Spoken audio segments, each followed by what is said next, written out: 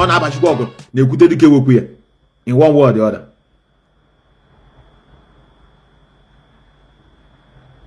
So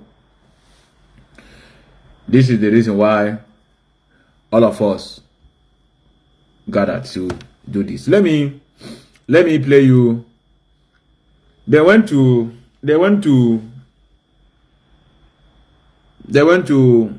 APC secretariat to demand for his release.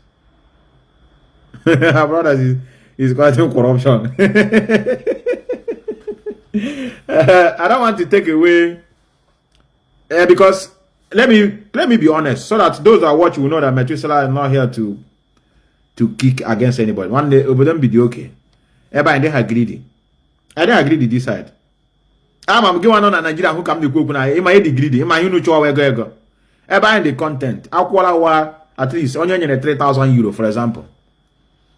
A Google so let's say apartment 1,000 euro. Then a insurance for motor. I would get go for an after expense when we be 1,500 or 1,800. Calculate higher na. And secondly, we are not greedy like you people. Ubudamanya they calm. Ubudamanya they calm. I will go take a Europe in Educa. I just tell you the country why I am. Eba me no G. Game no wow on attack a minute. And don't take it in Tanesia. But him and Nigeria na and then oh I can do mentality no can anime. Now I want to build a house here and I put tenant. Let me build one. It's called investment. I will build mansion in Port Harcourt. I have one estate. That's one real estate. I will build a hostel in Onitsha. Then the other side, I will build hotel. Buy a car, put it on the road. They will be eating money. I know. All lifestyle. I said, I'm going to go. Come on. Such a greedy lifestyle. Never greedy wicked.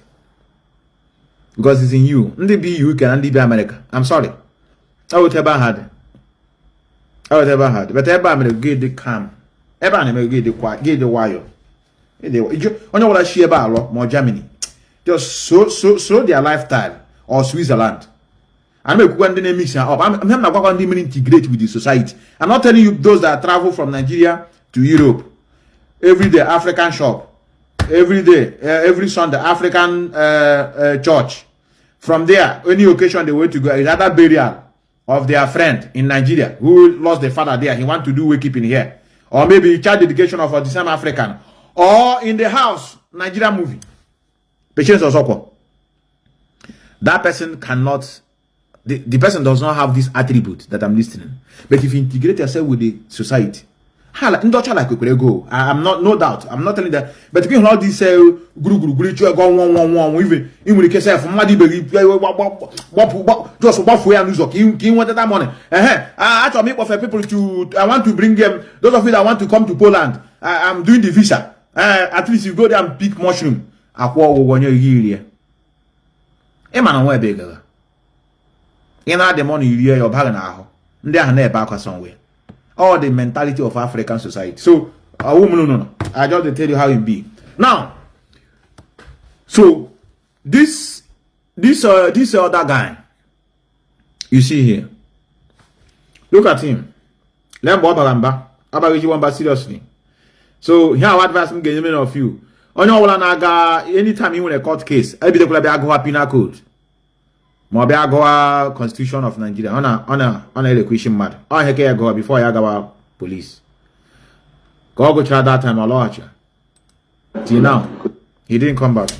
Let's listen to him a bit. Methuselah, you have to charge your phone before a wakoko. Let's listen to him, baby. This is when I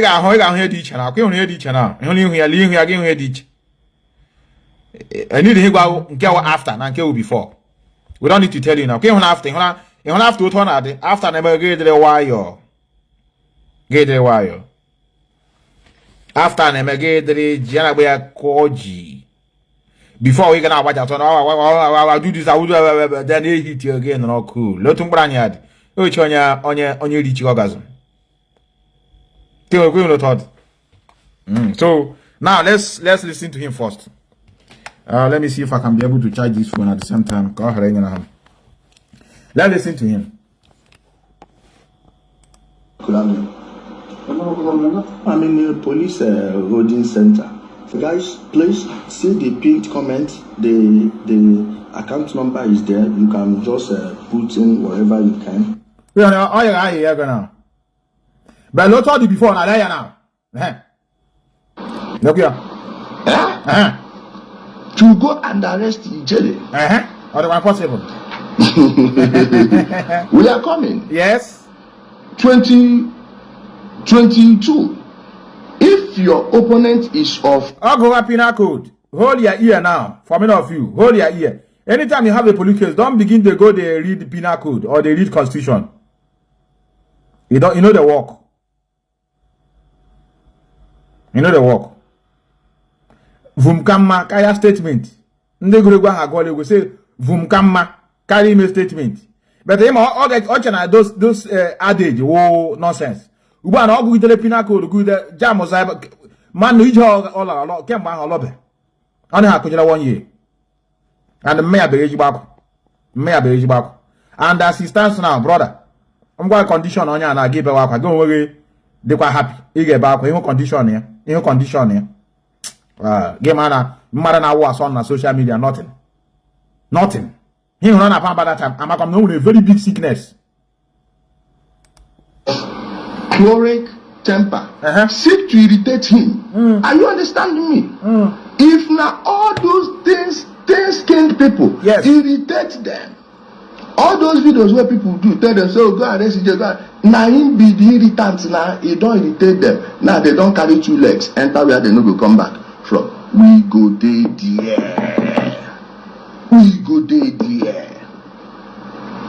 Irritate him. Pretend to be weak, then he may grow arrogant. Now the arrogance, who breaks? Like I said, 23rd of June 2020, I told him the Kano how we go be he no believe. Now everything don't happen. Which one remain? No. You see, na the Kano got there, but we are who here. I will one more. He's not seeing his own coming. But I want to call yours. But I'm going to condition on you. You get back. I will say it. Condition here is terrible. That is very, very terrible. Yeah, those of you that know how to pray, and on I think say now these ones I go leave. We are a what? 25. These military devices. I go penal codes. That's Kemba Hogwa distance. Now. Or go be an cell. Leading to victory must not be divulged beforehand. That's why I say then go here and where. Then go here and where. Akwa gafio. Hey. Cry go sound everywhere. There will be money. There will be money. Gnashing of teeth. I don't forget how they to put this one. I mean they form this one by myself. 26. Now the general. I ask me you can get a verse 26. Now she's usually she bosses so. When I can't go walk one. Get a verse 26. I'll go a penal code. So, everybody now say I reject penal code. It's okay. Let me now. That man. I know I'm going to come back boy here. Go in there Akwa go. But government will pick you up. Only you cannot do this thing. Last on your jinaka, none of these houses. You know the meaning of this house. You know where the meaning. The meaning of this broom is that it must be a combination of the youth, so that the government cannot break them easily. How can I call now? The VDM. Even how can I say put up for president? That's all. If you didn't come out for president, I will force you. You know African people now. You can deceive them easily. You can deceive them 1 million times. They can never learn. If you as a human being, you say you from, for example, you from Jigawa as a president, you steal from them. Now you steal everything. Say, and people are saying nothing like a president again, nothing like president, we will abolish it. Somebody else will come from another place, Kano. They say, okay, the one before is Jigawa, this one is Kano, he will be good. They will follow the Kano. Kano will bring them down. Maybe another year, somebody from Enugu want to come out for the same president that have been frustrating them. They say, now let us give him chance. That's how we rotating on until they get old. Then their children will continue from where they stopped. This one another match and I go VDM. That VDM, nah, the guy in the strong go. Don't you see what he went to use to go to court? Juju. He carry Juju now. Nah, I'm suspecting that guy. That guy may be working with the international community. Just because government have like only deceive people. I know them. Now let's go to Udele. Udele, I'm gonna be back again. I have the other one. You are looking at. They're making some people taking it to the court. He is running from the regulator in the UK. That is information of government. Look when you saw that now here funding them better. You might know your question one. Okay, actually, Amazon not the High Court. He's running from the regulators in the UK. My brother. Yeah. The UK regulates its companies. You can also report that to the UK government. There's a company house in UK. And he ran away. He has funded. That's what. As a private business. Okay. Wait. Attacking military men. So do you have any proof that he's the one that is Are you hitting of Igbo people who don't buy into his ideology? Burning of police stations. Okay. Attacking military men. So do you have any proof that he's the one that is Are you hitting me? No, do you have any proof? No tumbrani ade. No ko tumbrani ade kuya. Get into now. Gent. Also feel so defending the Nigerian government. You see what is accusing IPO that we are attacking Nigerian government, burning down police station, buying their military. The military could not save him now. Police is defending are the ones still holding him. Are you people learning? Nigeria. You don't know what is Nigeria. Nigeria is not the owner of Nigeria. Not Nigeria own Nigeria. Those of you that still outside Nigeria, it's for you. No, I'm not a Nigerian. But I'm telling you that you as a Nigerian, you're not the owner of Nigeria. Rather, you're a property of the owner of the Nigeria, which is the Britain. Now, this man now that people are calling philanthropist, I want you to follow me. Let's go to where they are doing protest for his release. The 5. Aga ndị aneja ehelia ha yakwa na ndị abide kwere condemn okwa that we break ewe koto up small but I have best right on the intelligent man 5 people common banner, they didn't do banner, placards and 10 naira. Now look at the release. They say he should be released now. He must be released. Chai, how? And as me and you talking now, they demanded money. How to read your bag? Going and catch your bag and I watch Kumadik. Actually, now Wajayo because I don't know. When I say many increase to $100,000 now. Oh, when you see the other now, I don't want to see any many increase. So now we're watching because here, look, we are boy, brother, the Quende, land the right on there and also here. At the national. Party secretariat of APC. Child. You can see behind me is national party. Haga was the party secretariat for the release. The people that are holding him is the Nigerian government through their executives, through also the judges. A governor at the party secretariat, he get to vote. Ko party chairman. How would you go that now? Ijele brothers. Office of APC, and we are here to see the National Party Chairman of APC. Those people that used to shout right on the corner, yeah, right on the corner. Kecha one abaka shekau. There. How the corner? How the other brothers? How? I'm an announcement to see, please join us, help us, support us financially. I want you to brother on. As a Kakari member of APC, Kakari. I'm coming here to come and tell the party chairman that one of us, who is also a dedicated party member, has been arrested for 7 months, and want the party chairman to be involved in this matter and help in his release. So let's go. Yes. Jai, how? APC! Power! APC! Power! APC! Free Ijele! APC! Even the guy to go APC, hand on also. Other mama when he also better than hand have been dancing. Hand on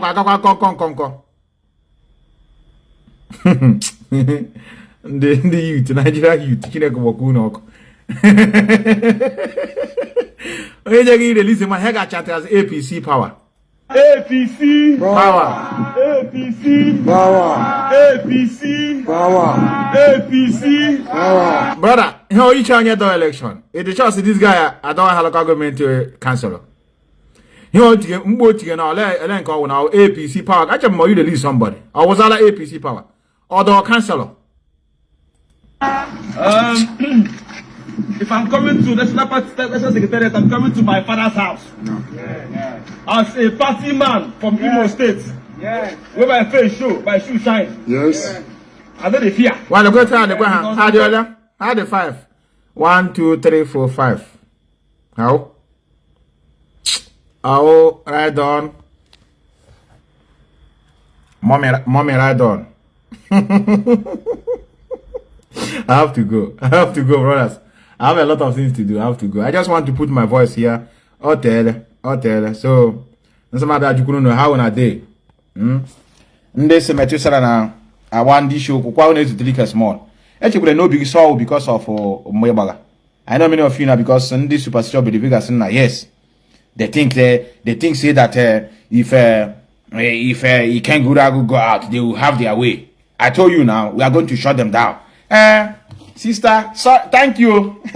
We don't chase them. Can't you see now? They are not doing everywhere is not calm. They don't know, so we know the tactics.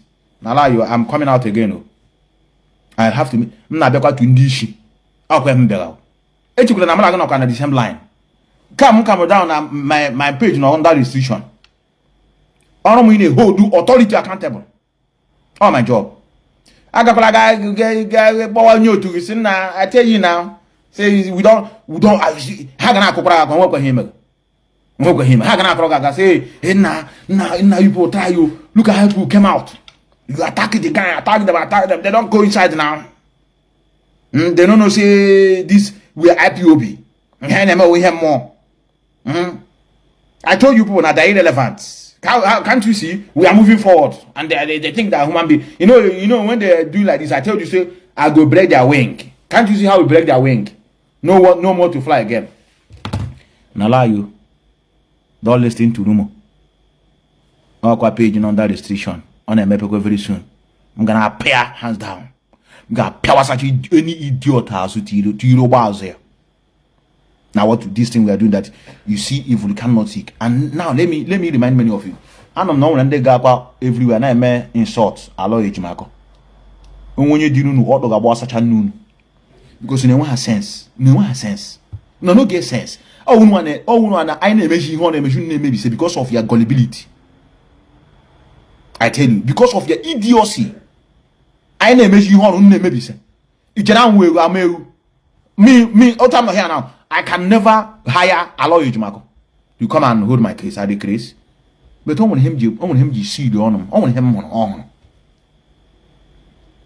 Mroweaka, I'm gonna drag Monya Korea Sabia on.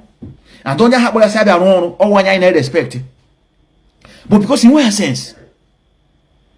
On your phone, do you mean that So because he's not working with US, therefore that's you have to attack the person. Are you an autopilot? In what sense? It no get sense. And I swear, only also the highest position at this movement. Man who give me that man attack, I will attack you. It's supposed. Highest nigga, guess how come over? Now they don't buy me over.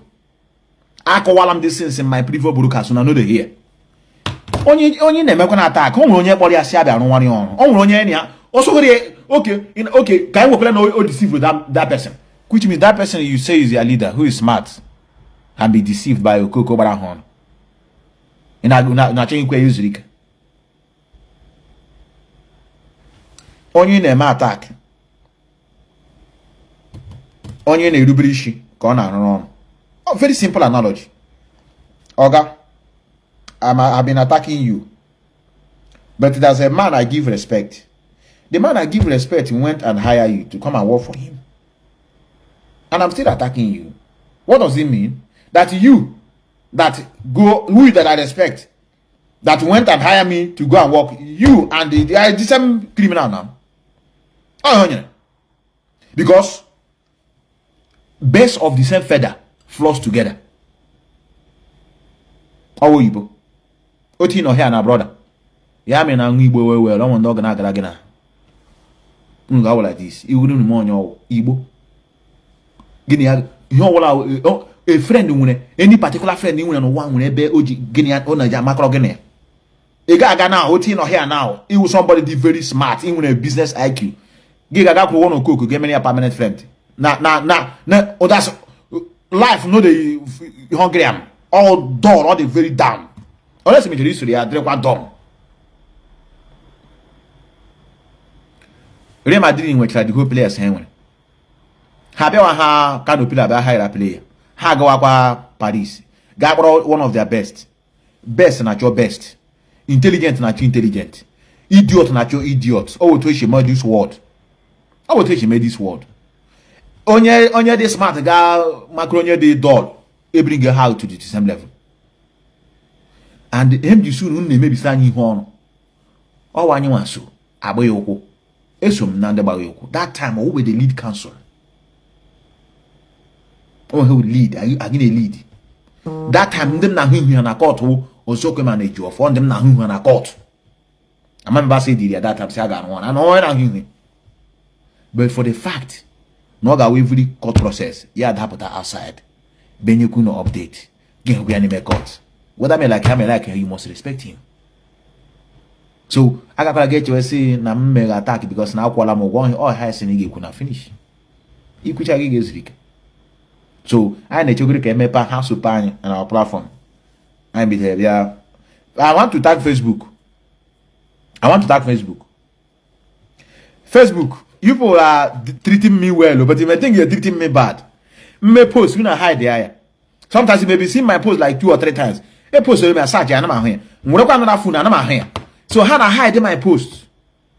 How I hide there? Always joke they restricted me from not doing live broadcast from that particular platform, facing the reality. And Metusa that they make every Metusa because I connected everything. How made the thing attack? How could I for 2 months? And the idiot reported my page. I'm not on my comment. Page now grow just like that. Page now a post anything there. I never when I share you from another one. You use that can grow. I'm telling not to my 200 new member, 100 new member. Mamma be shabby.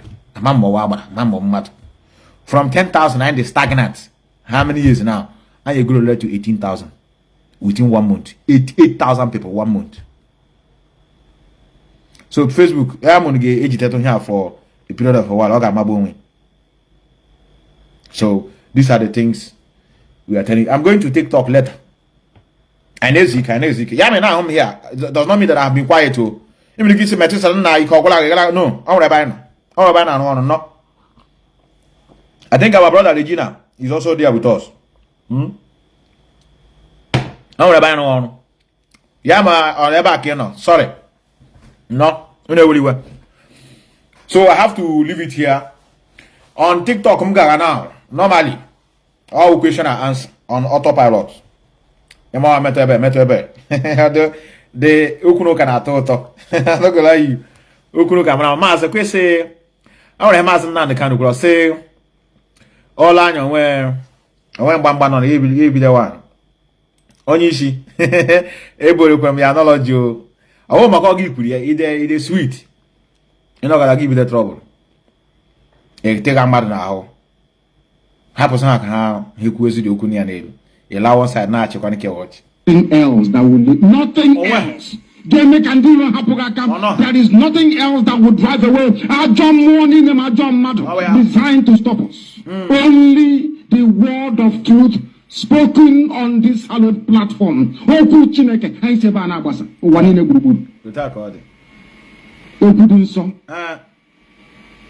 This evening we'll preach it, as always. The gospel of restoration. Yes.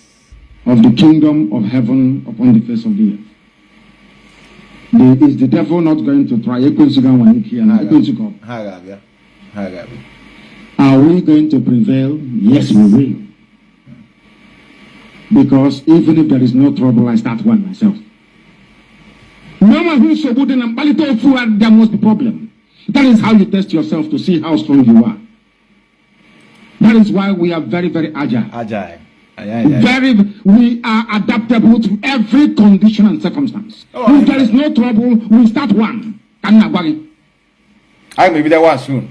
I will be there. We have our reasons why. I'll be there one. I will be there one. No better. One may be there. We stay here up things. I want to be quiet. I want to dish la bra na again here. Halaba. I'm here in your anya. See what is going on. Hana check our Nigerian news hapaya. While how one question created their own news. How can you know? I'm a piazza satan bars of put out on my coming out. Put on more a car get out of you. Here got some arrogant. Touch me, no touch me. I just come back from work now. You will touch him. He got say me to son about Komaka. Yes. I will teach you came. You like I can about baby. Anyone, I want baby. Do you want one boy? One yellow allow baby on about sometimes so go check out walk or make a baby get me. Hey, brothers, I get all of you. I have to go. I have to go. I will toward. We are going to convene. Akwa that is why we are resolute and unshakable. That is why things come and go, but we remain. Yes. Never losing focus. Never ever losing sight of the fact that we have come here to do God's work and not that of man. Therefore, tell your friends and your family, tell them that listening to Radio Biafra is an entirely new experience. When you listen to Radio Biafra, you become healed. All you need away about song. Everything disappears. If you like, you can try tonight and see. If I said try this very night. From here in Biafra land. It doesn't matter where you are. You say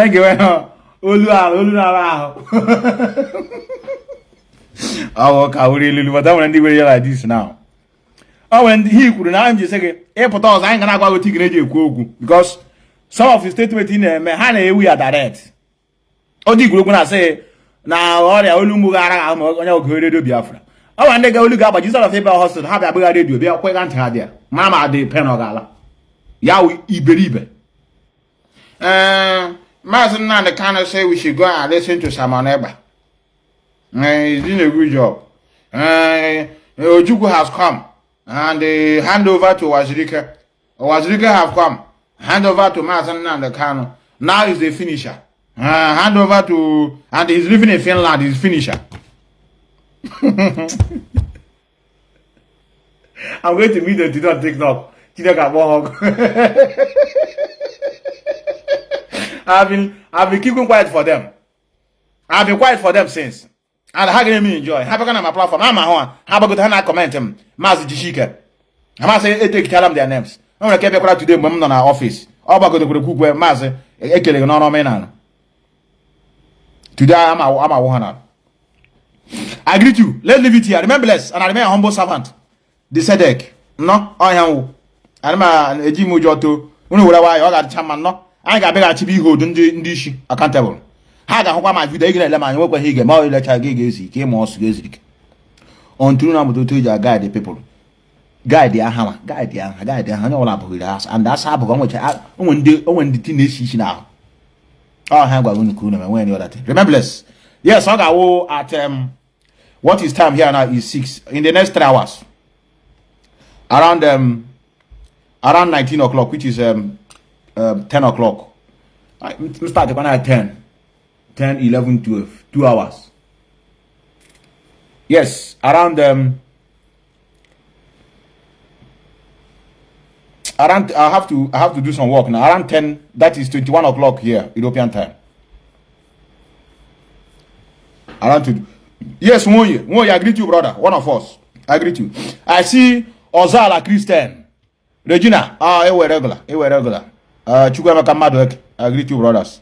Ezife, no here. Mazi Obin, I greet you, brother. Those of them are watching with fly mode. I greet all of you.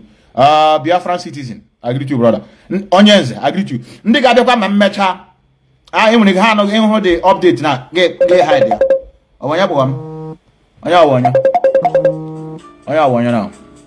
Okay, can I have a letter?